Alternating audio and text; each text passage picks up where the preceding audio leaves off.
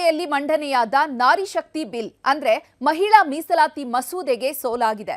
ವಿರೋಧ ಪಕ್ಷಗಳ ಮಹಿಳಾ ವಿರೋಧಿ ನೀತಿಯಿಂದಲೇ ಸೋಲು ಅಂತ ಎನ್ಡಿಎ ಆರೋಪ ಮಾಡ್ತಾ ಇದೆ. ವಿಪಕ್ಷಗಳ ವಿರುದ್ಧ ಬಿಜೆಪಿ ಬೀದಿಗಿಳಿದಿದೆ. ಹಾಗಾದ್ರೆ ಮಹಿಳಾ ಮೀಸಲಾತಿ ಬಿಲ್ ಬಗ್ಗೆ ಕಾಂಗ್ರೆಸ್ ಹೇಳ್ತಾ ಇರೋದೇನು? ಮಹಿಳಾ ಮೀಸಲಾತಿ ವಿಚಾರವನ್ನ ಬಿಜೆಪಿ ಚುನಾವಣಾ ಅಸ್ತ್ರ ಮಾಡಿಕೊಳ್ಳುತ್ತಾ?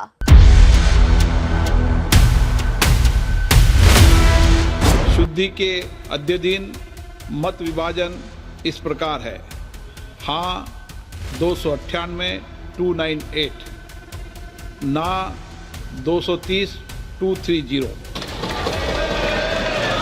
वो लोकतंत्र के लिए एक बहुत बहुत बड़ी जीत रही। ಇದು ಮಹಿಳಾ ಸಬಲೀಕರಣ ಬಿಲ್ ವಿಫಲ ಆಗಿದ್ದು ಒಂದು ಸಾಮಾನ್ಯ ಘಟನೆ ಅಲ್ಲ. ಇದು ಕೆಲವು ರಾಜಕೀಯ ಪಕ್ಷಗಳ ಪಿತೂರಿ, ನಿರ್ಲಕ್ಷ್ಯ, ಮಹಿಳಾ ವಿರೋಧಿ ಭಾವನೆಯ ಸ್ಪಷ್ಟ ಸಂಕೇತ ಇದೆ.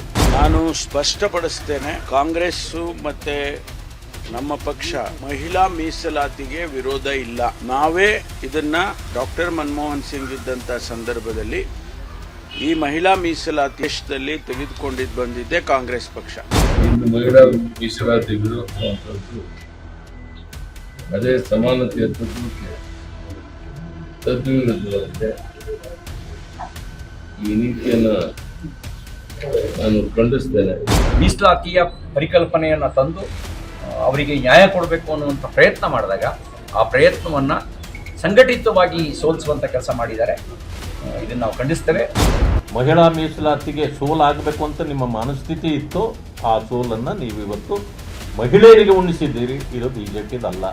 ಮಹಿಳಾ ವಿರೋಧಿ ಕಾಂಗ್ರೆಸ್ ವಿರುದ್ಧ ರಾಜ್ಯ ಮಹಿಳಾ ಮೋರ್ಚಾ ರಾಜ್ಯದಾದ್ಯಂತ ಏನು ಸಂಭ್ರಮಾಚರಣೆಗೆ ಸಿದ್ಧತೆ ಮಾಡಿಕೊಂಡಿದ್ವಿ, ಅದು ಇವತ್ತು ಆಕ್ರೋಶವಾಗಿ ಪರಿವರ್ತನೆ ಆಗಿದೆ.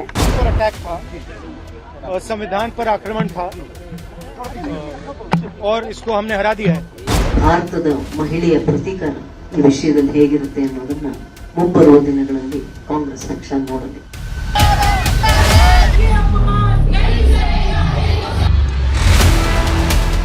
ಲೋಕಸಭೆಯಲ್ಲಿ ಮಂಡನೆಯಾದ ಮಹಿಳಾ ಮೀಸಲಾತಿ, ಕ್ಷೇತ್ರ ಪುನರ್ ವಿಂಗಡಣೆ, ಕೇಂದ್ರಾಡಳಿತ ಪ್ರದೇಶಗಳ ಕಾನೂನು ತಿದ್ದುಪಡಿ ಮಸೂದೆ, ಈ ಮೂರು ಮಸೂದೆಗಳು ಅಂಗೀಕಾರ ಆಗಿಲ್ಲ.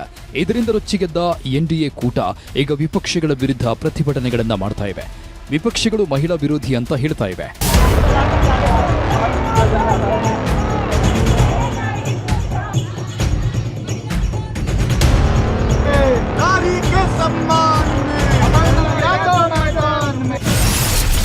ನಾರಿ ಶಕ್ತಿ ಮಸೂದೆಗೆ ಸೋಲು, ಎನ್ಡಿಎ ಮಧ್ಯೆ ವಾಕ್ಸಮರ. ರಾಜ್ಯದಲ್ಲೂ ಬೀದಿಗಿಳಿದ ಬಿಜೆಪಿ, ಕೈ ನಾಯಕರ ತಿರುಗೇಟು ಹೇಗಿತ್ತು? ಸಂಖ್ಯಾಬಲದ ಕೊರತೆಯ ನಡುವೆಯೂ ಬಿಜೆಪಿ ಮೀಸಲಾತಿ ಕಿಚ್ಚು ಹೊತ್ತಿಸಿದ್ದೇಕೆ? ನಾರಿ ಶಕ್ತಿ ಮಸೂದೆಯ ಸಂಪೂರ್ಣ ಕ್ರೆಡಿಟ್ ಅನ್ನ ವಿಪಕ್ಷಗಳಿಗೆ ನೀಡುತ್ತೇನೆ, ನಿಮಗೆ ಬ್ಲಾಂಕ್ ಚೆಕ್ ಕೊಡುತ್ತೇನೆ, ವಿರೋಧಿಸಿದರೆ ಅದರ ಕ್ರೆಡಿಟ್ ಅನ್ನ ನಾವೇ ಪಡೆದುಕೊಳ್ಳುತ್ತೇವೆ ಅಂತ ಪ್ರಧಾನಿ ನರೇಂದ್ರ ಮೋದಿ ಲೋಕಸಭೆಯಲ್ಲೇ ಹೇಳಿದ್ರು. ಮಸೂದೆ ಓಕೆ ಆಗಿದ್ದಿದ್ರೆ ಕ್ರೆಡಿಟ್ ಯಾರಿಗೆ ಹೋಗ್ತಾ ಇತ್ತು ಅನ್ನೋದು ಎಲ್ಲರಿಗೂ ಗೊತ್ತಿದೆ. ಆದರೆ ಈಗ ಮಸೂದೆಗೆ ಸೋಲಾದ ಕಾರಣ ಎನ್ಡಿಎ ಕೂಟ ತಾನು ಹೇಳಿದಂತೆಯೇ ಮಾಡ್ತಾ ಇದೆ. ವಿಪಕ್ಷಗಳು ಮಹಿಳಾ ಮೀಸಲಾತಿಯನ್ನ ವಿರೋಧಿಸಿವೆ ಅಂತ ದೇಶದಾದ್ಯಂತ ಹೋರಾಟ ಮಾಡಲು ಮುಂದಾಗಿದ್ದಾರೆ.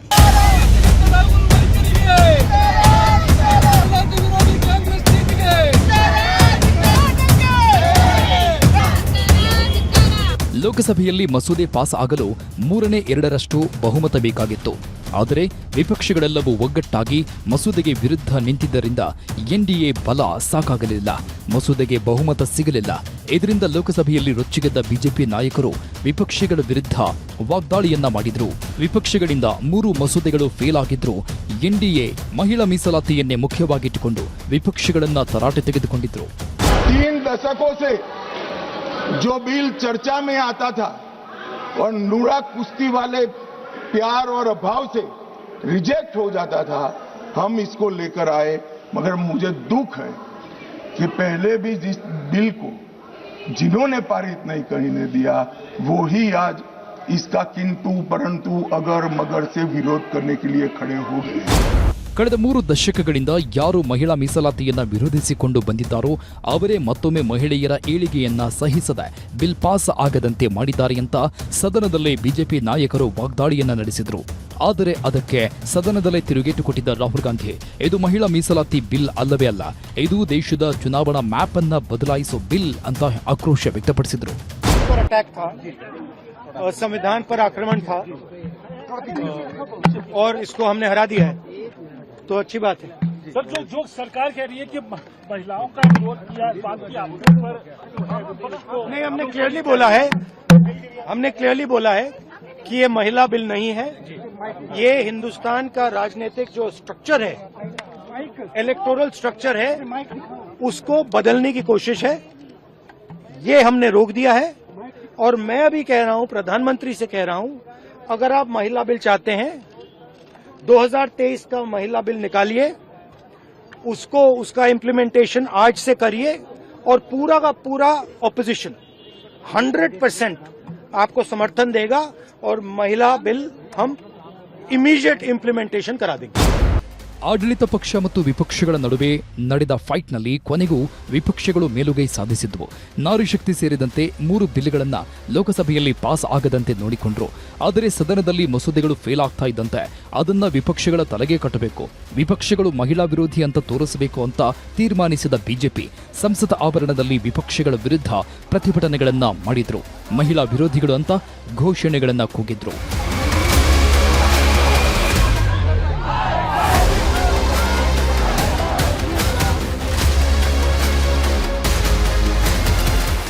ಸಾಮಾನ್ಯವಾಗಿ ಗೆದ್ದರೆ ನಮ್ಮಿಂದ ಅಂತ ಹೇಳ್ಕೊಳ್ತಾರೆ, ಸೋತರೆ ನಿಮ್ಮಿಂದಾಗಿ ಸೋತಿದ್ದು ಅಂತ ಹೇಳ್ತಾರೆ. ಆದರೆ ಇಲ್ಲಿ ಗೆದ್ದರೂ ನೀವೇ ಗೆಲ್ಲಿಸಿದ್ದು ಅಂತ ಹೇಳ್ತೀವಿ, ಸೋತರೂ ನಿಮ್ಮನ್ನೇ ಹೊಣೆ ಮಾಡ್ತೀವಿ ಅಂತ ಸ್ವತಃ ಪ್ರಧಾನಿ ನರೇಂದ್ರ ಮೋದಿಯವರೇ ಹೇಳಿದ್ರು. ಅದರಂತೆ ಈಗ ಮಸೂದೆಗಳನ್ನು ಸೋಲಿಸಿದ್ದಕ್ಕೆ ವಿಪಕ್ಷಗಳನ್ನ ಸ್ವಲ್ಪ ಗಟ್ಟಿಯಾಗಿ ಹೊಣೆ ಮಾಡಲಾಗ್ತಾ ಇದೆ. ಈ ಎಲ್ಲ ಕಡೆಯೂ ಹೋರಾಟಗಳನ್ನ ಮಾಡಿ ವಿಪಕ್ಷಗಳನ್ನ ಮಹಿಳಾ ವಿರೋಧಿಗಳು ಅಂತ ಬಿಂಬಿಸಲು ಬಿಜೆಪಿ ರೆಡಿಯಾಗಿದೆ.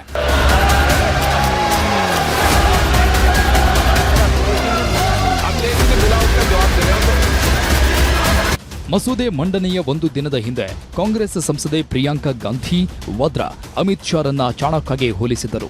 ಅವರು ಯಾವ ಕಾರಣಕ್ಕೆ ಹೋಲಿಸಿದ್ರೋ ಏನೋ, ಆದರೆ ಈಗ ಎನ್ಡಿಎ ಪ್ಲಾನ್ ಮಸೂದೆ ಮಂಡಿಸಿದ ಹಿಂದಿನ ಯೋಜನೆಗಳನ್ನ ನೋಡಿದ್ರೆ ಅಮಿತ್ ಶಾ ಚಾಣಕ್ಯನ ರೀತಿಯ ಪ್ಲಾನ್ ಮಾಡಿದ್ದಾರೆ. ವಿಪಕ್ಷಗಳನ್ನ ಇಕ್ಕಟ್ಟಿಗೆ ಸಿಲುಕಿಸಿ ಲಾಭ ಪಡೆಯಲು ಮುಂದಾಗಿದ್ದಾರೆ ಅನ್ನೋದು ಗೊತ್ತಾಗುತ್ತೆ. ಒಂದು ಕಡೆ ವಿಪಕ್ಷಗಳು ಎನ್ಡಿಎ ಕುಟಿಲ ಮಸೂದೆಗಳನ್ನ ತಡೆದಿದ್ದೀವಿ, ಇಂಡಿ ಒಕ್ಕೂಟದ ಒಗ್ಗಟ್ಟಿಗೆ ಗೆಲುವಾಗಿದೆ ಅಂತ ಹೇಳಿಕೊಳ್ತಾ ಇದ್ರೆ ಬಿಜೆಪಿ ಮಾತ್ರ ವಿಪಕ್ಷಗಳು ಮಹಿಳಾ ವಿರೋಧಿ, ಕಾಂಗ್ರೆಸ್ 3 ದಶಕಗಳಿಂದಲೂ ಮಹಿಳಾ ಮೀಸಲಾತಿಯನ್ನ ವಿರೋಧಿಸಿಕೊಂಡು ಬಂದಿದೆ, ಅವರಿಗೆ ಮಹಿಳೆಯರ ಏಳಿಗೆ ಇಷ್ಟ ಇಲ್ಲ ಅಂತ ಹೇಳ್ತಾ ಇದ್ದಾರೆ. ಅಷ್ಟೇ ಅಲ್ಲದೆ ಇದೇ ವಿಚಾರ ಇಟ್ಕೊಂಡು ದೇಶದಾದ್ಯಂತ ಹೋರಾಟಕ್ಕಿಳಿದಿದ್ದಾರೆ.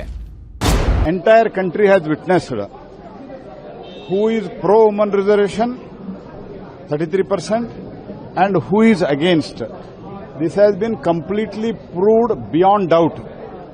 Congress party throughout from last almost 4 decades, Congress and India alliance, they have opposed it. It is an historic opportunity country has lost because of the Congress party.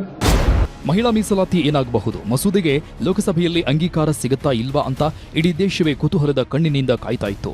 ಆದರೆ ಬಹುಮತ ಸಿಗದ ಕಾರಣ ಮಹಿಳಾ ಮೀಸಲಾತಿ ಬಿಲ್ಗೆ ಸೋಲಾಗಿದೆ. ಆ ಮೂಲಕ 3 ದಶಕಗಳಿಂದ ಮಹಿಳೆಯರಿಗೆ ಇನ್ನೂ ಹೆಚ್ಚಿನ ಪ್ರಾತಿನಿಧ್ಯ ಸಿಗಬೇಕು ಎನ್ನುವ ಕೂಗಾಗೆ ಉಳಿದಿದೆ.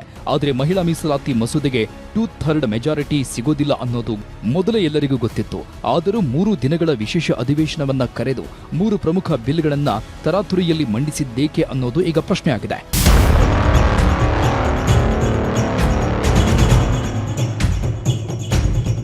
ಇದು ಬಿಜೆಪಿ ರಾಜಕೀಯ ಲೆಕ್ಕಾಚಾರಗಳಿಂದಲೂ ಈ ಮಸೂದೆಗಳನ್ನು ಮಂಡಿಸಲು ಮುಂದಾಗಿತ್ತು.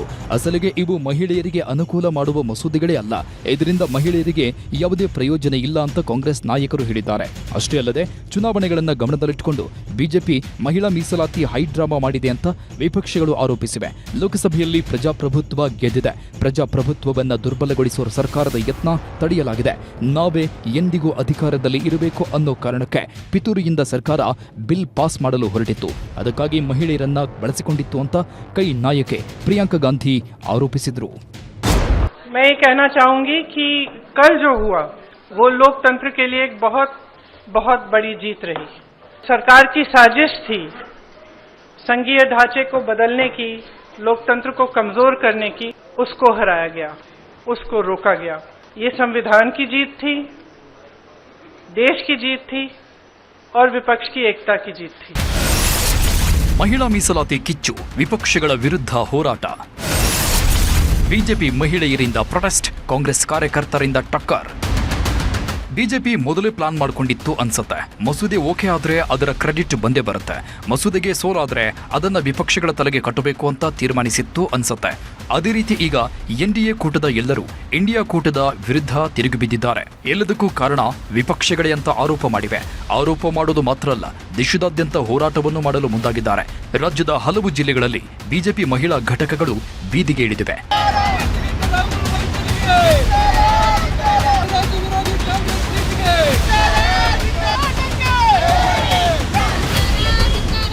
ಶುಕ್ರವಾರ ನಾರಿಶಕ್ತಿ ಮಸೂದೆಗೆ ಸೋಲಾದ ಹಿನ್ನೆಲೆ ಬಿಜೆಪಿ ಹಾಗೂ ಎನ್ಡಿಎ ಕೂಟದ ಮಹಿಳೆಯರು ಸಂಸತ್ ಭವನದ ಮುಂದಿಗೆ ಪ್ರತಿಭಟನೆ ನಡೆಸಿದರು. ಈಗ ದೆಹಲಿಯಲ್ಲಿ ಅಖಿಲ ಭಾರತ ವ್ಯಾಪಾರಿಗಳ ಒಕ್ಕೂಟವು ಪ್ರತಿಭಟನೆ ನಡೆಸಿದೆ. ಈ ಪ್ರತಿಭಟನೆಗೆ ದೆಹಲಿ ಸಿಎಂ ರೇಖಾ ಗುಪ್ತಾ ಕೂಡ ಭಾಗವಹಿಸಿ ಕಪ್ಪು ಪಟ್ಟಿ ಧರಿಸಿ ಕಾಂಗ್ರೆಸ್ ಹಾಗೂ ವಿಪಕ್ಷಗಳ ವಿರುದ್ಧ ಗುಡುಗಿದ್ರು. ವಿಪಕ್ಷಗಳು ಮಹಿಳಾ ಮೀಸಲಾತಿಯ ವಿರೋಧಿಗಳು, ಅವರಿಂದಲೇ ಮಹಿಳೆಯರಿಗೆ ಅನ್ಯಾಯ ಅಂತ ಹೇಳಿದ್ರು.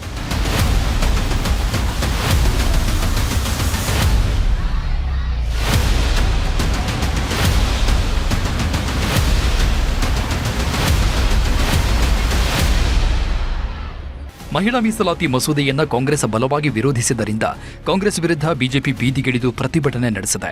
ಬೆಂಗಳೂರು ದಕ್ಷಿಣ ಜಿಲ್ಲೆಯ ರಾಮನಗರದ ಐಜೂರು ವೃತ್ತದಲ್ಲಿ ಬಿಜೆಪಿ ಮಹಿಳಾ ಘಟಕದಿಂದ ಪ್ರತಿಭಟನೆ ಮಾಡಲಾಯಿತು. ಕಾಂಗ್ರೆಸ್ ಮಹಿಳಾ ವಿರೋಧಿ ಪಕ್ಷ ಎಂಬುದು ಸಾಬೀತಾಗಿದೆ. ಮಹಿಳೆಯರು ರಾಜಕೀಯಕ್ಕೆ ಬಾರದಂತೆ ತಡೆಯುವ ಕೆಲಸವನ್ನ ಕಾಂಗ್ರೆಸ್ ಮಾಡ್ತಿದೆ. ಕೇವಲ ಗಾಂಧಿ ಕುಟುಂಬದ ಮಹಿಳೆಯರು ಮಾತ್ರ ಅಧಿಕಾರ ಅನುಭವಿಸಿದೆ. ಬೇರೆ ಮಹಿಳೆಯರಿಗೆ ಕಾಂಗ್ರೆಸ್ ಅವಕಾಶವನ್ನೇ ಕೊಟ್ಟಿಲ್ಲ. ಕಾಂಗ್ರೆಸ್ನ ಈ ಮಹಿಳಾ ಮೀಸಲಾತಿ ವಿರೋಧಿ ನೀತಿಗೆ ದೇಶದ ಮಹಿಳೆಯರು ತಕ್ಕ ಪಾಠ ಕಲಿಸಲಿದ್ದಾರೆ ಅಂತ ಆಕ್ರೋಶ ವ್ಯಕ್ತಪಡಿಸಿದರು.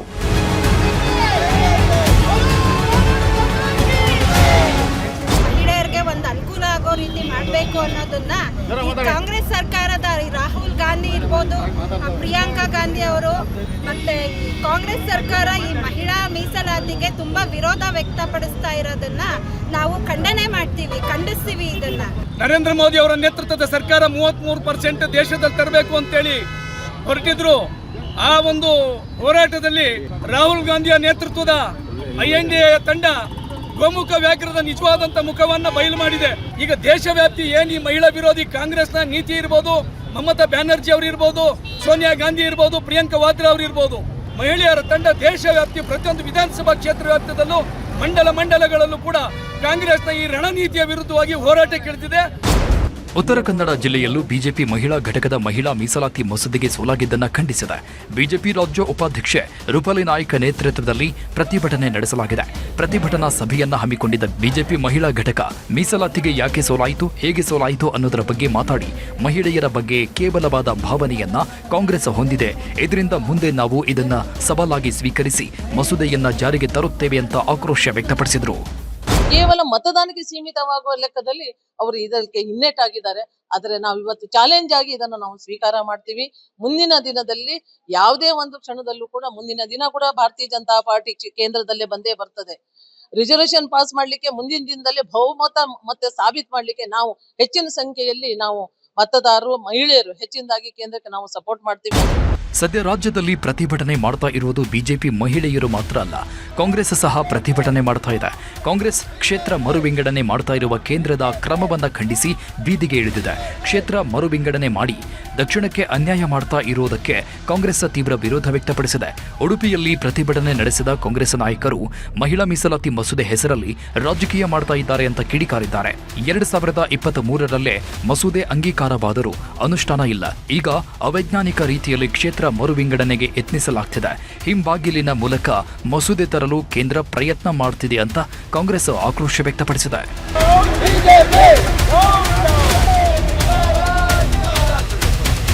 ಮಹಿಳಾ ಮೀಸಲಾತಿ ಮಸೂದೆ ವಿರೋಧಿಸಿ ಮಂಡ್ಯದಲ್ಲೂ ಬಿಜೆಪಿ ವಿರುದ್ಧ ಕಾಂಗ್ರೆಸ್ ಕಾರ್ಯಕರ್ತರು ಪ್ರತಿಭಟನೆ ನಡೆಸಿದರು. ನಗರದ ವಿಶ್ವೇಶ್ವರಯ್ಯ ಪ್ರತಿಮೆ ಬಳಿ ಪ್ರತಿಭಟನೆ ನಡೆಸಲಾಯಿತು. ಅವೈಜ್ಞಾನಿಕ ಮಸೂದೆ ತರಲು ಕೇಂದ್ರ ಸರ್ಕಾರ ಹೊರಟಿತ್ತು. ಆದರೆ ಒಗ್ಗಟ್ಟಿನಿಂದ ಅವೈಜ್ಞಾನಿಕ ಮಸೂದೆಯನ್ನ ತಿರಸ್ಕರಿಸಲಾಗಿದೆ. ಆದಷ್ಟು ಬೇಗ ಕೇಂದ್ರದಿಂದ ಬಿಜೆಪಿ ಸರ್ಕಾರ ಬಿಟ್ಟು ತೊಲಗಲಿ ಅಂತ ಪ್ರತಿಭಟನಾಕಾರರು ಆಕ್ರೋಶ ವ್ಯಕ್ತಪಡಿಸಿದರು.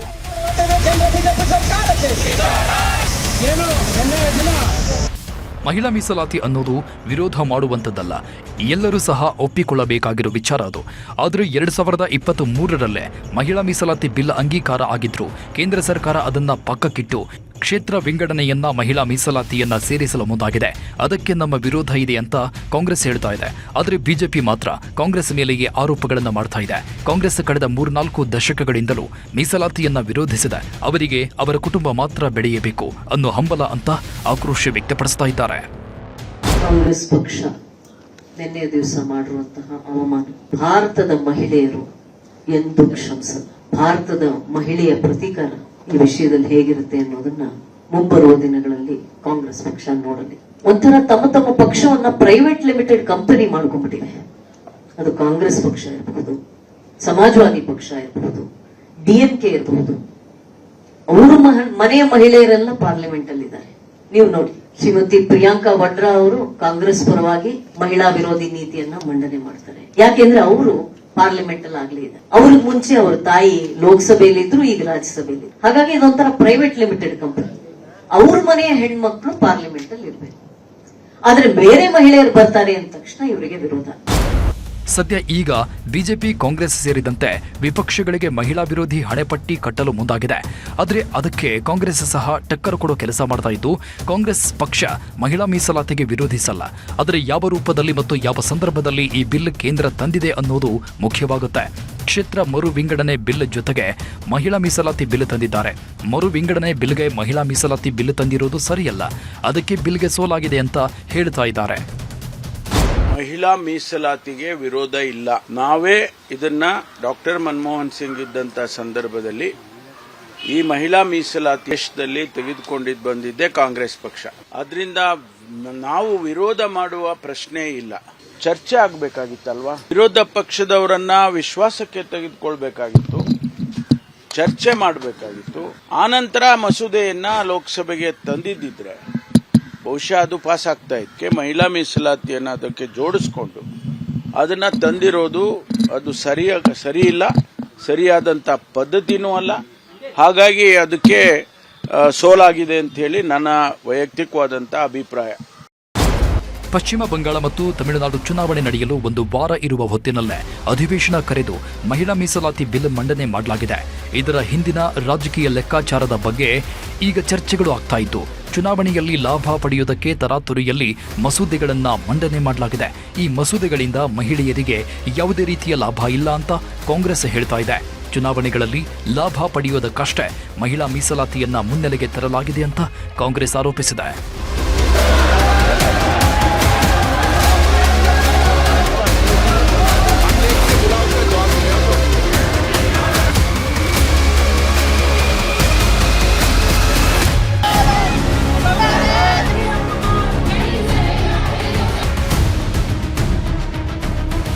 ಒಂದು ಕಾಲದಲ್ಲಿ ಕಾಂಗ್ರೆಸ್ ಸರ್ಕಾರವೇ ಮಹಿಳಾ ಮೀಸಲಾತಿಯನ್ನ ಪ್ರತಿಪಾದಿಸಿತ್ತು.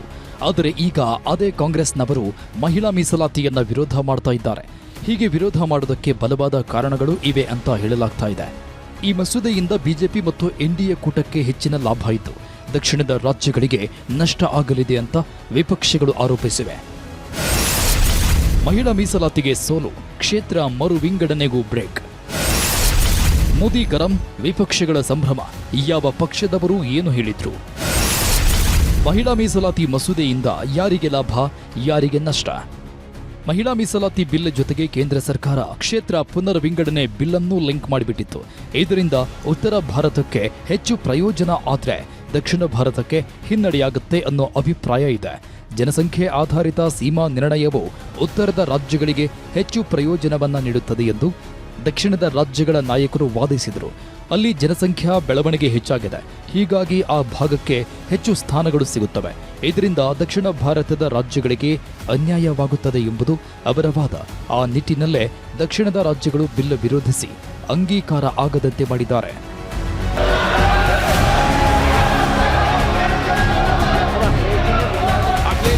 उसका जवाब दे रहे हो तो ಮಹಿಳಾ ಮೀಸಲಾತಿ ಬಿಲ್ ಮಂಡನೆ ಆಗಬೇಕು ಅಂದ್ರೆ ಅದಕ್ಕೆ 3/2 ಬಹುಮತ ಇರಲೇಬೇಕು.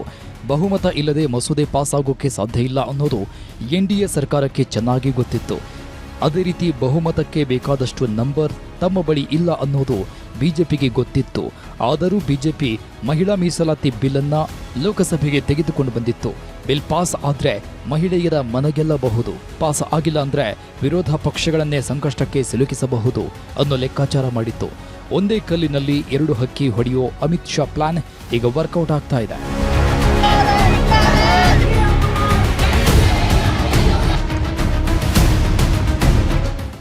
ಸದ್ಯ ವಿಪಕ್ಷಗಳ ವಿರುದ್ಧ ಹೋರಾಟಕ್ಕೆ ಅಣಿಯಾಗಿರೋ ಬಿಜೆಪಿ ದೇಶದಾದ್ಯಂತ ಹೋರಾಟಕ್ಕೆ ಕರೆ ಕೊಟ್ಟಿದೆ. ಪ್ರಧಾನಿ ನರೇಂದ್ರ ಮೋದಿಯು ವಾರ್ನಿಂಗ್ ಕೊಟ್ಟಿದ್ದು, ಪ್ರತಿಪಕ್ಷಗಳು ಮುಂದೆ ಭಾರೀ ಬೆಲೆ ತೆರಬೇಕಾಗುತ್ತೆ.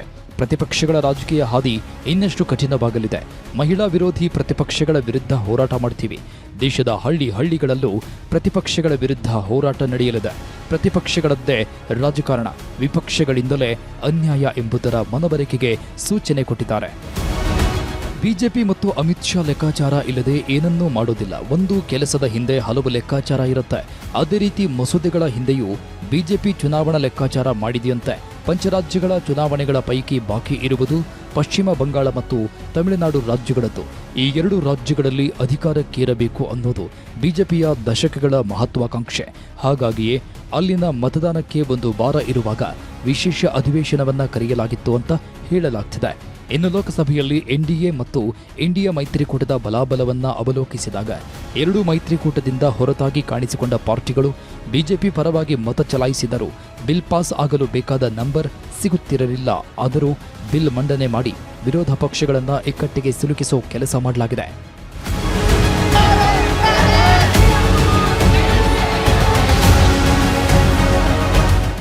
ಬಂಗಾಳದಲ್ಲಿ ಏಪ್ರಿಲ್ 23 ಮತ್ತು 29ರಂದು ಮತ್ತು ತಮಿಳುನಾಡಲ್ಲಿ ಏಪ್ರಿಲ್ 23ರಂದು ಚುನಾವಣೆ ನಡೆಯಲಿದೆ. ಆಯೋಗದ ಮಾಹಿತಿಯ ಪ್ರಕಾರ ಬಂಗಾಳದಲ್ಲಿ ಸುಮಾರು 7.04 ಕೋಟಿ ಮತದಾರರು ಇದ್ದಾರೆ. ಇದರಲ್ಲಿ ಮಹಿಳಾ ಮತದಾರರು ಸುಮಾರು 3.45 ಕೋಟಿ. ಇನ್ನು ತಮಿಳುನಾಡಲ್ಲಿನ ಅಂದಾಜು 5.67 ಕೋಟಿ ಮತದಾರರ ಪೈಕಿ ಮಹಿಳಾ ಮತದಾರರು 2.90 ಕೋಟಿ. ಒಟ್ಟಾರೆಯಾಗಿ ದೇಶದಲ್ಲಿರುವ ಜನಾಭಿಪ್ರಾಯದ ಪರವಾಗಿ ಬಿಜೆಪಿ ಮತ್ತು ಅದರ ಮೈತ್ರಿಕೂಟದ ಮೇಲೆ ಮಹಿಳಾ ಮತದಾರರ ಒಲವು ಜಾಸ್ತಿ. ಹಾಗಾಗಿ 2 ರಾಜ್ಯಗಳಲ್ಲಿನ ಮಹಿಳಾ ಮತದಾರರನ್ನ ಗಮನದಲ್ಲಿಟ್ಟುಕೊಂಡೇ ಮಸೂದೆಯನ್ನ ಮಂಡಿಸಲಾಗಿದೆ ಅನ್ನೋ ಅಭಿಪ್ರಾಯ ಇದೆ.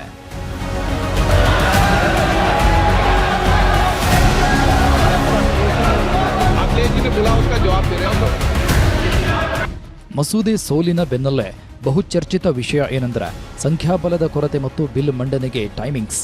ಈ ಮಸೂದೆ ಗೆದ್ದಿದ್ದರೆ ವಿಧಾನಸಭಾ ಚುನಾವಣೆಯಲ್ಲಿ ಇದನ್ನು ದೊಡ್ಡ ಮಟ್ಟದಲ್ಲಿ ಬಿಜೆಪಿ ನಾಯಕರು ಬಳಸಿಕೊಳ್ಳುತ್ತಿದ್ದರು.